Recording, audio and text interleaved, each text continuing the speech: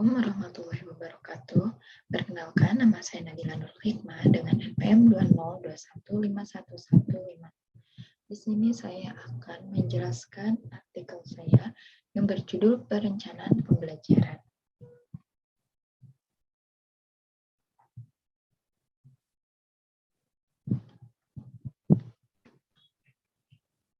Yang pertama ada perencanaan.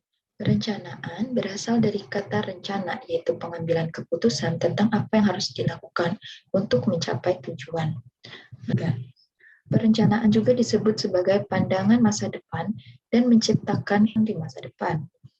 Dengan demikian, proses suatu perencanaan harus dimulai dari penetapan tujuan yang akan dicapai melalui analisis kebutuhan serta dokumen yang lengkap. Kemudian menetapkan langkah-langkah harus dilakukan untuk mencapai tujuan tersebut. Kita diarahkan bagaimana agar tujuan itu dapat dicapai secara efektif dan efisien. Perencanaan adalah salah satu fungsi awal dari aktivitas manajemen dalam pencapaian tujuan secara efektif dan efisien. Menurut Eli, sebagaimana dikutip Sanjaya mengatakan bahwa perencanaan itu perlu menciptakan hasil yang diharapkan.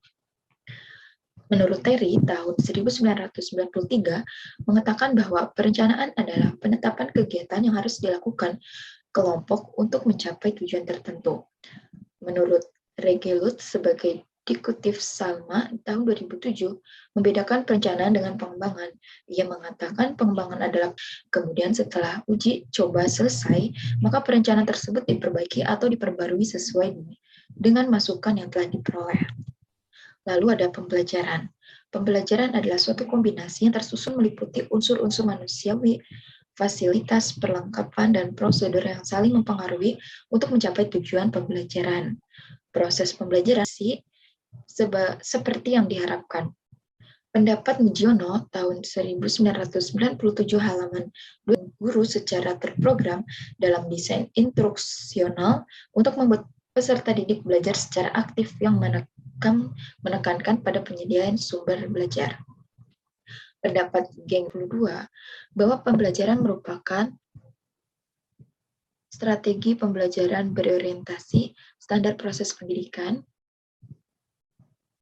perangkat peristiwa yang dilakukan guru untuk mengelola fasilitas dan sumber belajar yang tersedia agar dapat dimanfaatkan siswa dalam pembelajaran. Lalu, perencanaan pembelajaran.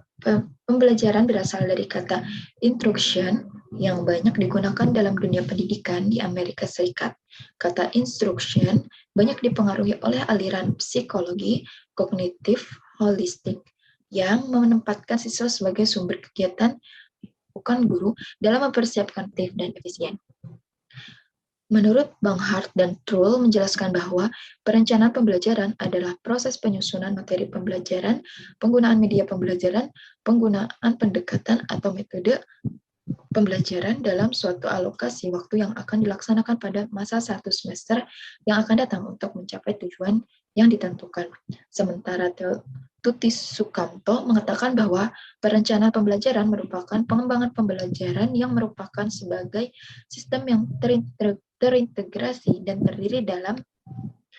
terdiri dan beberapa unsur yang saling berinteraksi. Selain itu, Nana Sujana mendefinisikan perencanaan apa yang akan dilaksanakan dalam suatu pembelajaran, yaitu dengan mengkoordinasikan komponen-komponen pembelajaran, sehingga arah kegiatan, isi kegiatan, cara penyampaian kegiatan, teknik, serta bagaimana mengukurnya menjadi jelas dan sistematis.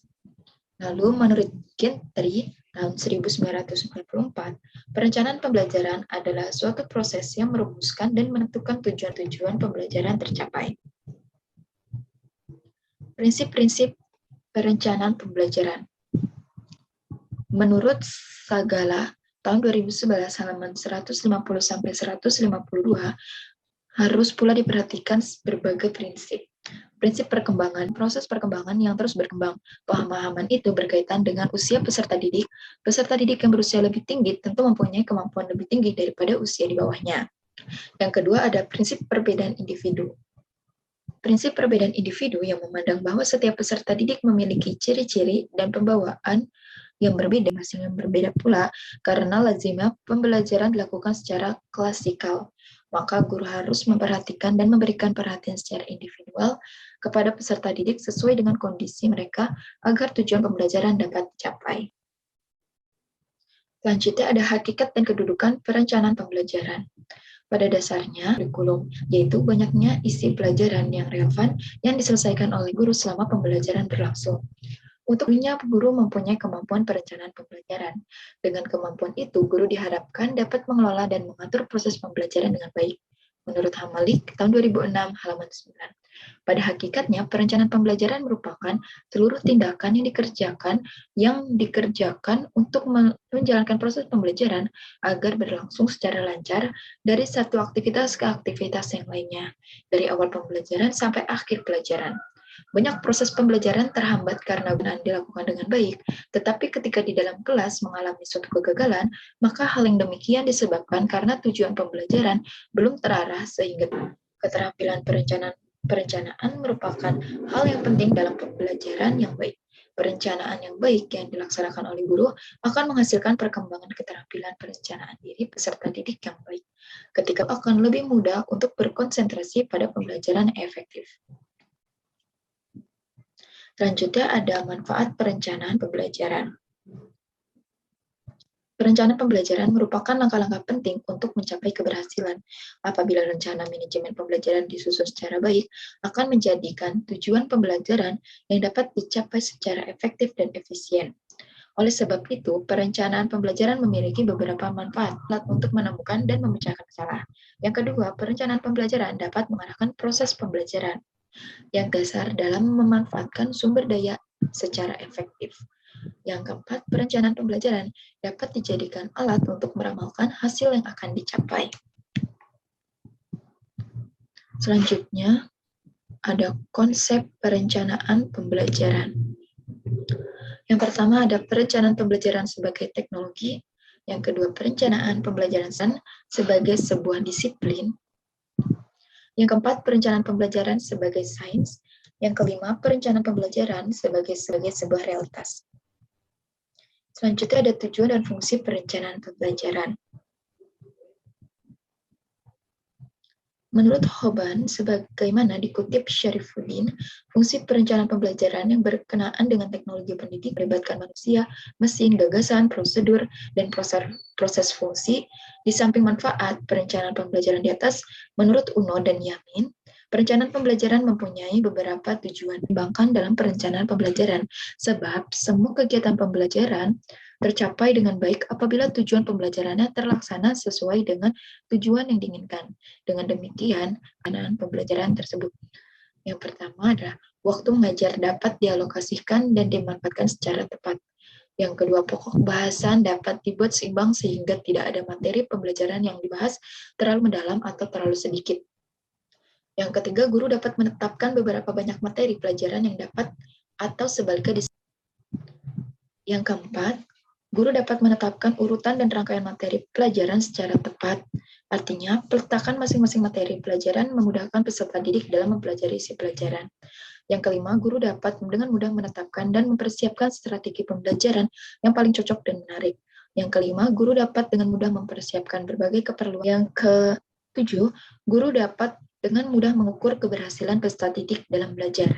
Yang ke-8, guru dapat menjamin bahwa hasil belajarnya akan lebih baik dibandingkan. Lalu selanjutnya ada fungsi. Fungsi dari perencanaan pembelajaran yakni memiliki beberapa fungsi diantaranya seperti dijelaskan berikut ini. Yang pertama ada fungsi kreatif. Pembelajaran dengan menggunakan perencanaan yang matang dan dapat memberikan umpan balik yang dapat menggambarkan sebagai kelemahan yang terjadi. Secara kreatif, guru akan selalu memperbaiki hal baru. Yang kedua, fungsi inovatif. Mungkinkah suatu inovasi pembelajaran akan datang tanpa dihulu sebagai berbagai kelemahan. Suatu inovatif hanya akan mungkin datang seandainya kita memahami adanya kesenjangan antara harapan dan kenyataan. Proses pembelajaran yang sistematis itulah yang direncanakan dan terprogram secara utuh. Yang ketiga ada fungsi menyeleksi strategi mana yang kita anggap lebih efektif dan efisien untuk dikembangkan. Yang keempat ada fungsi komunikatif. Dokumen perencanaan harus dapat mengkomunikasikan kepada setiap orang, baik tentang tujuan dan hasil yang ingin dicapai, strategi atau rangkaian kegiatan yang dapat dilakukan. Oleh sebab itu, perencanaan memiliki fungsi komunikasi. Yang kelima ada fungsi prediktif, secara benar dan akurat dan dapat menggambarkan apa yang akan terjadi setelah dilakukan suatu treatment sesuai dengan program yang disusun. Yang keenam, fungsi akurasi.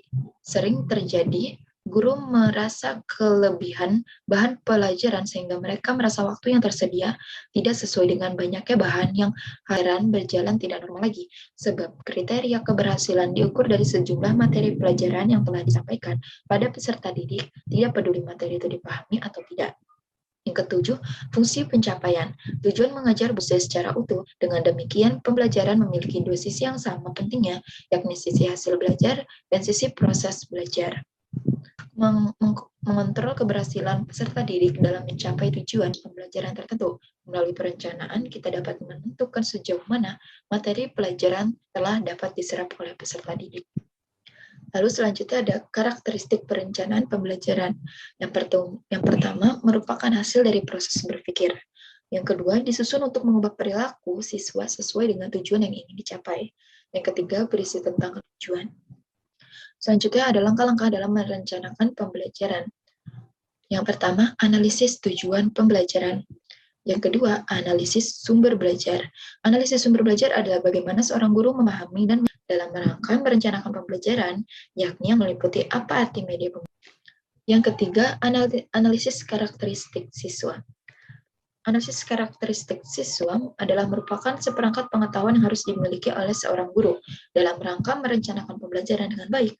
Menetapkan tujuan dan isi pembelajaran adalah seperangkat pengetahuan yang berkaitan dengan bagaimana seorang guru dapat memahami tujuan dengan baik, dapat mengklasifikasikan tujuan pendidikan untuk merencanakan pembelajaran. Yang keempat, Yang kelima, menetapkan strategi pengelolaan atau pengorganisasian pembelajaran. Yang keenam, menetapkan strategi penyampaian pembelajaran.